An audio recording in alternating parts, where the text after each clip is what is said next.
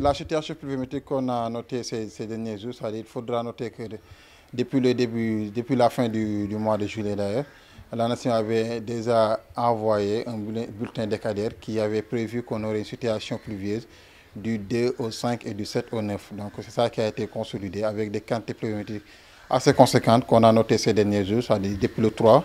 Et ces quantités pluviométriques-là se sont généralisées sur toute la région de Ziguinchor, aussi bien sur le département du Sud, de Ziguinchor, comme aussi au niveau du département de Bignona. Maintenant, les quantités pluviométriques, ce sont des quantités très élevées comparées par rapport à ce qu'on avait reçu la décade précédente, c'est-à-dire la dernière décade du mois de juillet.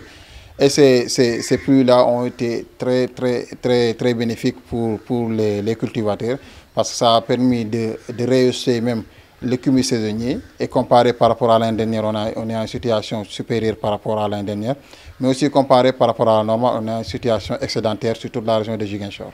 Donc par rapport aux pêcheurs, là, il y a toujours des mises parce que bon, pour eux, on a un CLPA qui est toujours là-bas, qui est censé informer les pêcheurs par rapport à la situation au niveau de la mer. Il faut juste noter que les pluies que nous notons ici peuvent avoir des impacts au niveau de la mer, des impacts aussi dangereux. Et c'est la raison pour laquelle, dès lors que l'ANACIM prévoit certains phénomènes au niveau de la mer, il va les envoyer. Et le CLPA qui est de jour va instaurer un drapeau rouge ou bien jaune, pour informer éventuellement les pêcheurs par rapport aux dangers qui se trouvent au niveau de la mer. Les pluies, c'est de manière journalière, c'est-à-dire de 24 heures sur 24, on enregistre des pluies.